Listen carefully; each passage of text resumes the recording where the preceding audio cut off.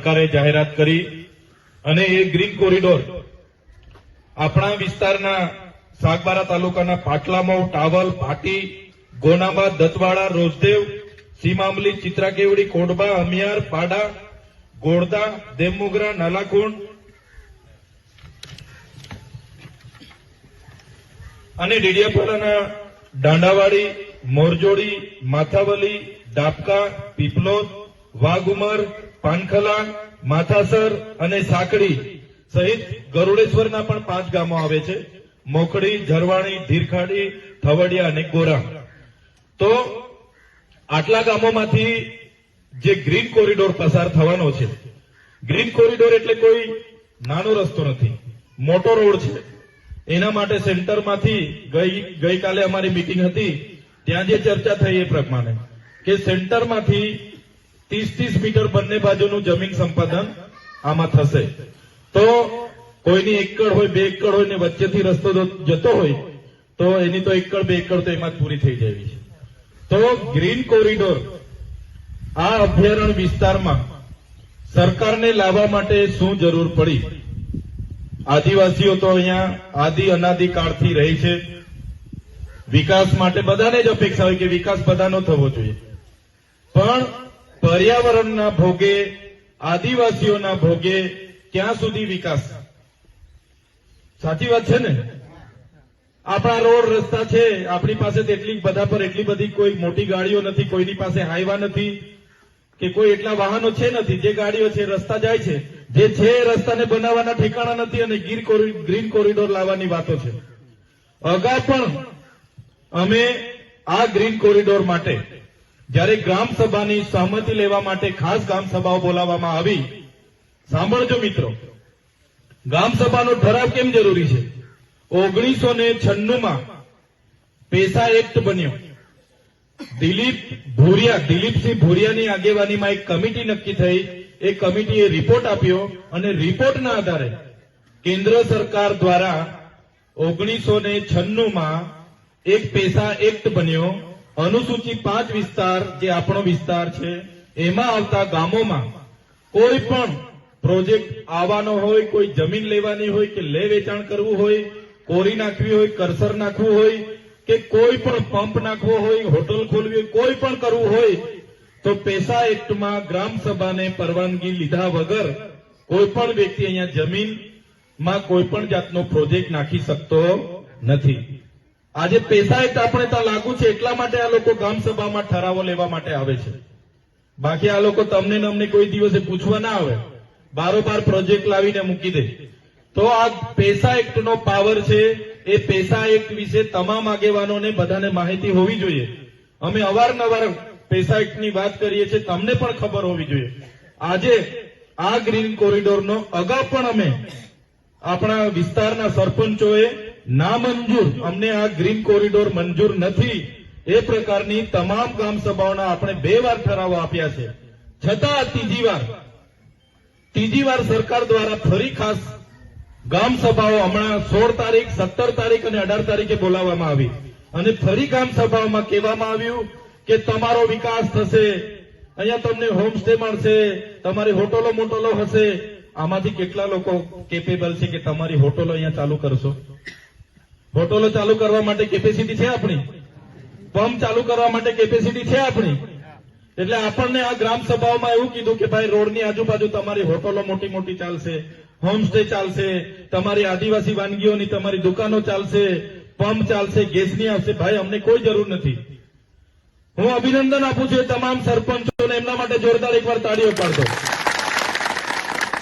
કે સરપંચોએ કોઈ પણ લોભ લાલચમાં આવ્યા વગર, વિકાસની લોભામણી લાલચોમાં આવ્યા વગર એમણે તમામ સરપંચોએ, ડેડિયાપાડા સાગબારાના સરપંચોએ નામંજૂરના ઠરાવ કરીને આ ત્રીજી વાર પણ એમને આપી દીધા છે.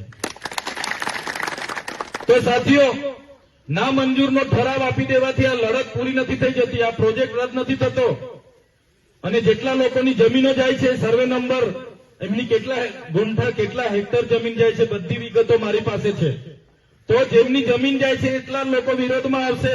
એ લોકો જાણે, એમનું કામ જાણે, સરપંચો જાણે, આપણે શું લેવા દેવા? એવું નથી. જેની જમીન જાય છે, જેનું ઘર તૂટે છે, જેનું મકાન તૂટે છે, જેનો કૂવો જાય છે, કોઈનો બોર જાય છે, કોઈનો આંબો જાય છે, કોઈની આંબલી જાય છે, કોઈનો મોવડો જાય છે, એટલા લોકોને નુકસાન નથી થવાનું. આ વિસ્તારમાં ગ્રીન કોરિડોર આવશે, જેટલા પણ ગામો છે બધાને આમાં નુકસાન થવાનું છે. કેમ? એકવાર ગ્રીન કોરિડોર બનશે પછી આ લોકો માઇનિંગ અને ખનન માટે પરવાનગી આપશે. કોરીઓ, કરસરો, ખાણો, તમે રાજપાડીમાં જોવ છો ને કેવું રસ્તાની હાલત શું છે, ધૂળ કેવું ઉડે છે, એની પરવાનગીઓ આપશે. આપણું ભૂગર્ભ જળ, જે કુવાઓ બોરમાં જે જળ છે, એ જ આવનારા દિવસોમાં આ કોરિડોરમાં પછી નવા નવા પ્રોજેક્ટો આજુબાજુ આવશે, આ આવશે, તે આવશે, ફલાણું આવશે, ઢીકણું આવશે. પર્યાવરણને પણ ખૂબ નુકસાન થવાનું છે, હવા પ્રદૂષણ થવાનું છે, જળ ભૂગર્ભનું જળ આપણે નીચું જવાનું છે. આપણી જે સંસ્કૃતિ, આપણે જે પ્રકૃતિ સાથે જીવીએ છીએ, ત્યારે પ્રકૃતિને, સંસ્કૃતિને પણ અહીંયા નુકસાન થવાનું છે. આજે તમે જોઈ લો, આજે થોડા દિવસ પહેલા હું સમાચારમાં જોતો હતો, કોઈ બેન આપણે કલાકાર છે કિંજલ દવે ને, બ્રહ્મ સમાજમાંથી આવે છે, એ બેને કોઈ શાહ પરિવારમાં લગ્ન કરવાની સગાઈ કરી તો એમના બ્રહ્મ સમાજે આખા પરિવારને પોતાના સમાજમાંથી બહાર કરી દીધો. જોયું ને તમે? આજે આદિવાસી સમાજની આપણી બહેનોને તમામ સમાજના લોકો લઈ જાય છે. સૌરાષ્ટ્રમાં પણ લઈ જાય છે, બીજા રાજ્યોમાં પણ લઈ જાય છે કે નથી લઈ જતા? બધાના ગામોમાંથી લઈ જાય છે. આપણા ગામના છોકરાઓ ભણી ગણીને નોકરી મેળવીને આવે છે, એમને જયારે પરણવાનું હોય છે તો બીજી જાતિવાળા આપણા લોકોને કોઈ બેન આપે છે? તમે એક બેનને વિદ્યાનગરથી એક ભાઈ લઈ આવેલો, કેટલી પોલીસ અહીંયા ઉતારી દીધેલી, કેટલા લોકો આવેલા, અમારી છોકરીને મારી નાખવાની છે, પણ આદિવાસીને નથી આપવાની, એવું મારા નજર સામે લોકો બોલ્યા હતા. તો એક સમાનતાની ધારાની વાત થાય છે, યુસીસીની વાત થાય છે, અને અમારા લોકો સાથે તો કોઈ રોટી બેટીનો વ્યવહાર નથી કરતું. આજે બીજા લોકોની હવે નજર આપણી જમીનો પર છે. આ ગ્રીન કોરિડોર કઈ તમારા મારા માટે નથી બનાવવાના કે ચૈતરભાઈ ને આદિવાસી લોકો આ રોડ પર ફરશે એટલે આપણે બનાવી આપીએ છીએ, એવું લાગે છે તમને? આ ગ્રીન કોરિડોર તમારા અમારા માટે બને છે? બહારના લોકોને અહીંયા લાવવા માટે બને છે. આવનારા દિવસોમાં સોસાયટીઓ બનશે. માલસામોટમાં ગયા વર્ષે વન મંત્રી મુકેશભાઈ પટેલ, યાદ છે ને બધાને, 400 કરોડનો પ્રોજેક્ટ લઈને આવ્યા હતા. 302 એકર જમીન હાઉસિંગ સોસાયટીને આપી દીધી છે. પૂછી લો આ માલસામોટ વાળા ટેટાભાઈ ને આ બધા સભ્ય બેઠા છે. 302 એકર જમીન જે આપણા લોકોના ઘર છે, જુવાર કરે છે, તુવેર કરે છે, મકાઈ કરે છે, ડાંગર કરે છે, એવી 302 એકર જમીન આપણા લોકોની હાઉસિંગ સોસાયટીઓને બારોબાર આપી દીધી. કોઈ ગામવાળાને નહીં પૂછ્યું, કોઈને નહીં પૂછ્યું. ત્યારે આ જ પ્રકારની આ સરકારની વૃત્તિ છે, ત્યારે એની સામે આપણે એક થવું પડશે. આપણી સંસ્કૃતિને બચાવવા માટે, આપણા દેવસ્થાનોને બચાવવા માટે, આપણું જંગલ બચાવવા માટે, પર્યાવરણ બચાવવા માટે આપણે બધા એક થવું પડશે. તૈયાર છો ને બધા? આવો ડોક્ટર સાહેબ, કોઠારી દાદા આગળ આવો. આપણી વચ્ચે આપણા સામાજિક આગેવાન અને પ્રોજેક્ટ મારા લેવલે મેં રજૂઆત કરું છું, સરપંચો લેવલે એમને ઠરાવ કરીને આપી દીધા, પણ આ સરકાર માનવાની નથી.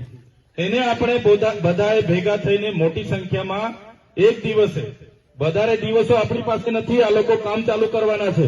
અહીંયા પાટલામાં સુધી આવી ગયા છે, પેલી બાજુથી કરતા કરતા પાટલામાં સુધી આવી ગયા છે. અને આ પ્રોજેક્ટમાં તમે આજે પણ લખવાના હોય તો લખી રાખજો. આ પ્રોજેક્ટમાં ગઈકાલે જ અમે બધાએ મીટિંગ કરી, કલેક્ટર સાહેબને મેં કીધું, સાહેબ અમને ડીપીઆર પ્લાન આપો. મારા ખેડૂતોની તમે જમીન લેવા માંગો છો તો મારા ખેડૂતનું કાચું ઘર તૂટશે એના શું વળતર આપવાના છો? પાકું મકાન તૂટશે એનું શું વળતર આપવાના છો? મારા ખેડૂતની રેવન્યુ જમીન તમે લેશો, મીટરનો શું ભાવ આપવાના છો? મારા ખેડૂતની સનતની જમીન આમાં લેવાના છો, એને મીટરનો શું ભાવ આપવાના છો?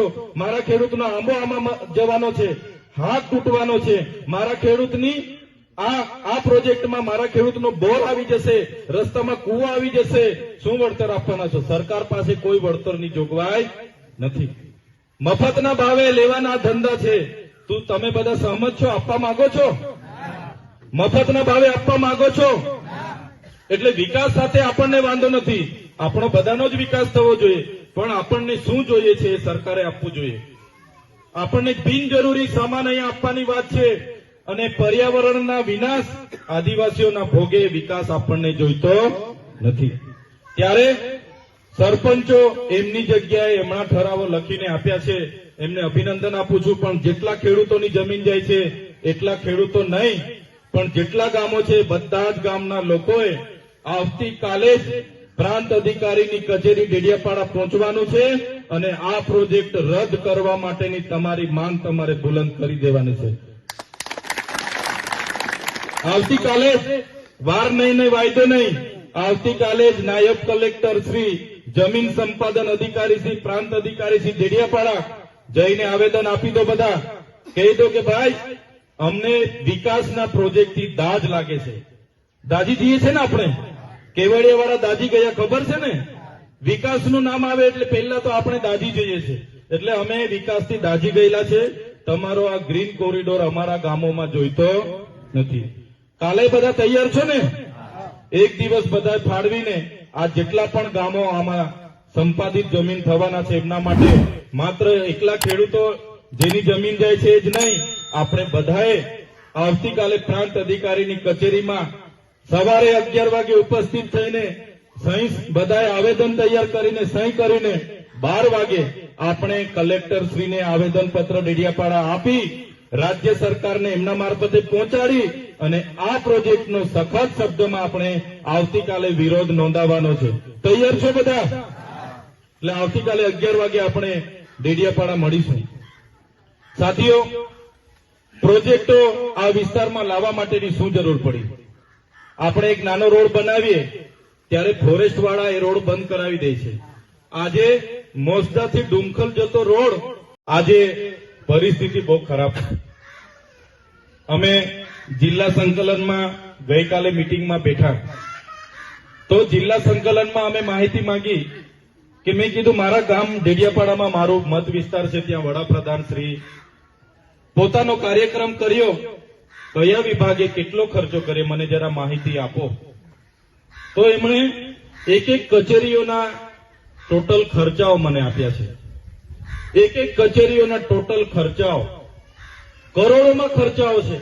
7 કરોડનું મંડપ, 2 કરોડનો ડોમ, 5 કરોડનું સ્ટેજ, 2 કરોડના ચા નાસ્તો, 7 કરોડની બસો, 50 લાખનું પાણી, 50 લાખના ફૂલગુચ્છા, કેટલા કરોડોના બેનર, કેટલા કરોડોના આપણે ટોયલેટ, 2 કરોડના તો ટોયલેટ વાન ખરા ને, એને 2 કરોડ રૂપિયા.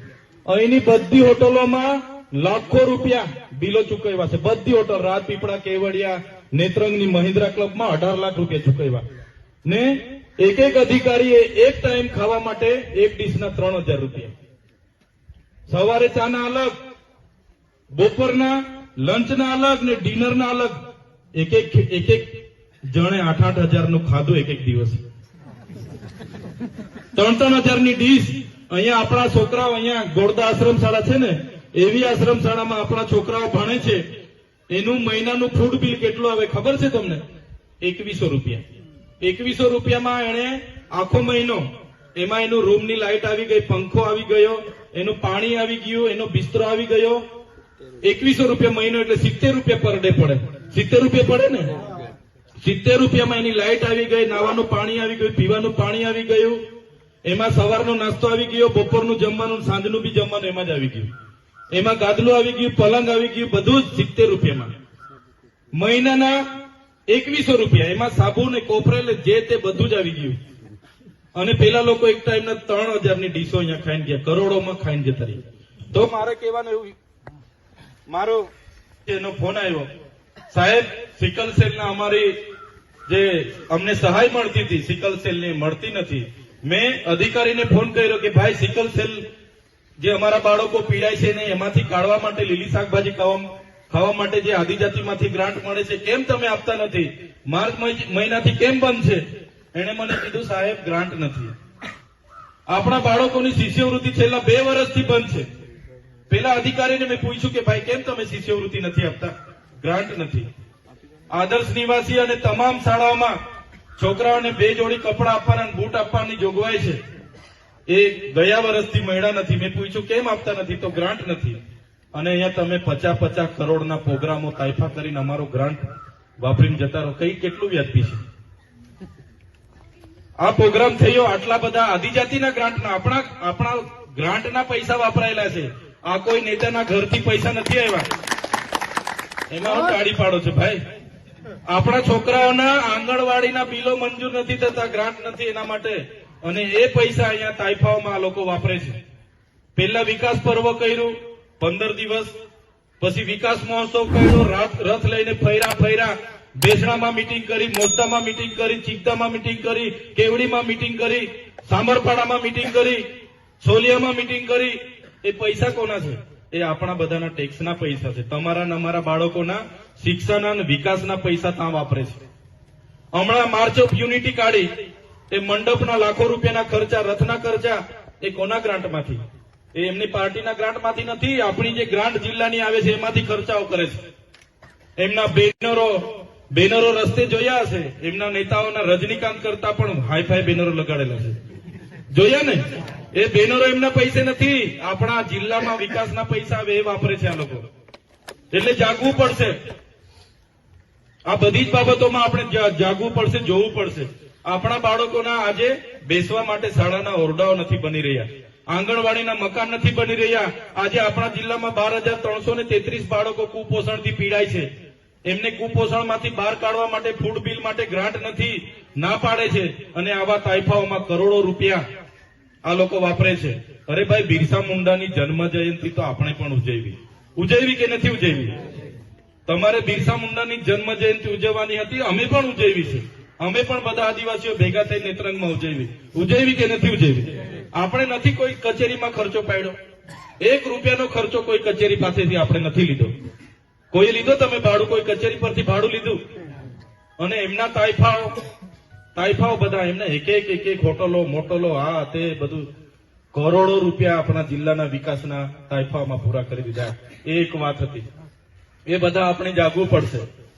સાથે સાથે બીજી વાત કરું તો આજે તમે છોટાઉદેપુર જિલ્લાના તમામ સમાચાર માટે આપનું છોટાઉદેપુર યુટ્યુબ ચેનલને સબસ્ક્રાઇબ કરી બેલ આઇકન દબાવશો.